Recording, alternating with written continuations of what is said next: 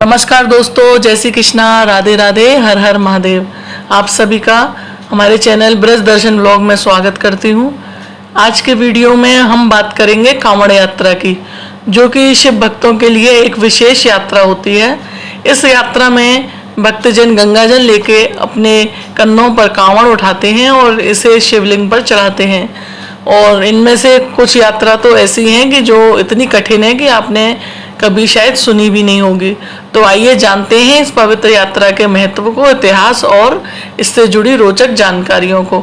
तो कृपया कर आप इस वीडियो में अंत तक बने रहिए, जिससे कि आपको कांवड़ यात्रा के बारे में कुछ जानकारियां प्राप्त हो सकें। तो भक्तजनों, सब जैसा कि जानते ही हैं कि सोमवार को 22 जुलाई 2024 से भगवान शिव के प्रिय महासावन की शुरुआत हो चुकी है। तो सावन का महीना भगवान शिव जी को अति प्रिय है और उन्हें प्रसन्न करने का, उनका आशीर्वाद पाने के लिए सबसे उत्तम होता है। तो यही कारण है कि शिव भक्तों को पूरे साल इस माह का बेसब्री से इंतजार भी रहता है। और सावन शुरू होते ही भक्तों में गजब का उत्साह और जोश भी देखने को मिलता है। तो सावन महीने में चारों ओर माहौल शिवम हो जाता है। शिव मंदिर और शिवालयों में भक्तों की भीड़ उमड़ जा पड़ती है। सावन शुरू होते ही कांवड़ यात्रा भी शुरू हो जाती है और लाखों की संख्या में भक्त कांवड़िया कांवड़ में गंगा जल भरकर शिव के ज्योतिर्लिंगों में जल अभिषेक के लिए बम बम भोले करते हुए, उनका जयकारा करते हुए कांवड़ यात्रा पर निकल पड़ते हैं। लेकिन कांवड़ यात्रा आसान नहीं होती, बल्कि इस दौरान बड़े नियमों का पालन करना पड़ता है।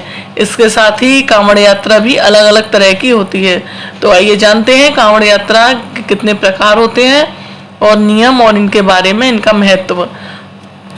वैसे मुख्य रूप से कांवड़ यात्रा 4 तरह की होती है। इसमें सामान्य कांवड़ यात्रा, डाक कांवड़ यात्रा, खड़ी कांवड़ यात्रा और डाड़ी कांवड़ यात्रा शामिल हैं। जैसे विभिन्न कांवड़ यात्रा के नियम और महत्व में भी अंतर होता है।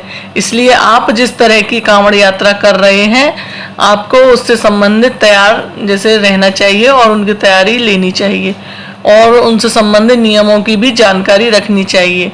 तो विस्तार से जानते हैं इन सभी कांवड़ यात्रा के बारे में। जैसे सामान्य कांवड़ यात्रा जो होती है, इस कांवड़ यात्रा में कांवड़िया आराम आराम से रुक रुक कर या विश्राम करते हुए यात्रा करने निकलते हैं। साथ ही कांवड़ियों के विश्राम करने के लिए जगह जगह पर पंडाल भी बनाए जाते हैं। और इनमें से दूसरी जो कांवड़ है वो डाक कांवड़ यात्रा है। इस यात्रा में कांवड़ियों को बिना रुके लगातार चलते रहना पड़ता है। कांवड़ में गंगा जल भरने के साथ ही जल अभिषेक करने तक कांवड़िया कहीं भी नहीं रुक सकते और ना ही विश्राम करते हैं। तो इसलिए मंदिरों में भी इनके लिए विशेष व्यवस्था की जाती है, जिससे कि इन्हें बिना रुके शिवलिंग पर पहुंचाया जा सके। और खड़ी कांवड़ यात्रा, तीसरी जो कांवड़ यात्रा है, इसमें शिव भक्त बड़ी जैसे खड़ी कांवड़ यात्रा लेकर चलते हैं और उनकी सहायता के लिए एक सहयोगी भी होता है, जो कि उनके साथ साथ चलता है। यह भक्त आराम करता है तो दूसरा सहयोगी अपने कंधे पर कांवड़ लेकर आगे बढ़ता है। और चौथी है जैसे डाड़ी कांवड़ यात्रा। तो सभी कांवड़ यात्रा में से सबसे कठिन कांवड़ यात्रा मानी गई है।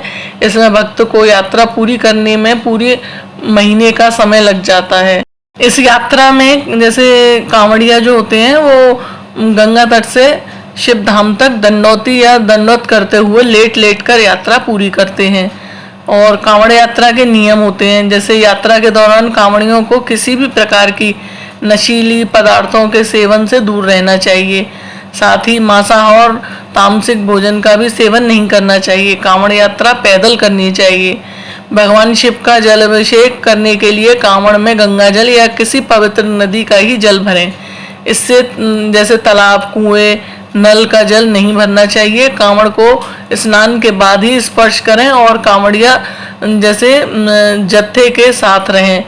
और यात्रा के दौरान विश्राम के लिए यदि आप कहीं रुकते हैं तो कांवड़ को जमीन पर ना रखें, इसे किसी स्टैंड पर रखें। जमीन पर कांवड़ रखने से कांवड़ अशुद्ध हो जाता है और फिर से जल भरकर यात्रा शुरू करनी पड़ती है।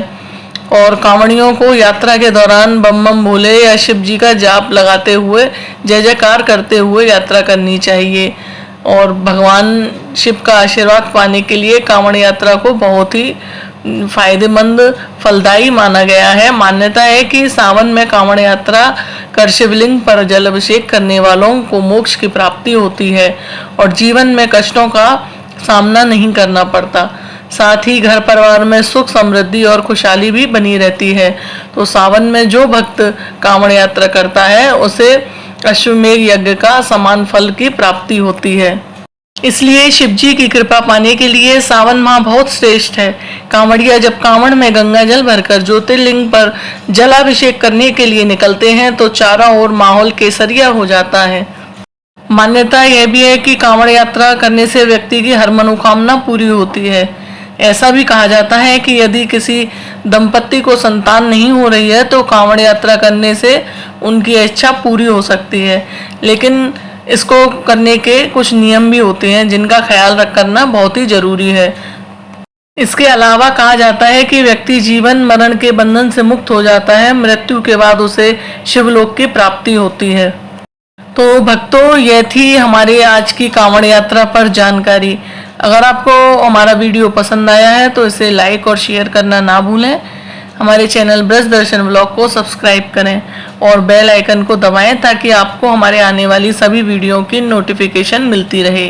धन्यवाद। फिर मिलेंगे एक और नए वीडियो के साथ।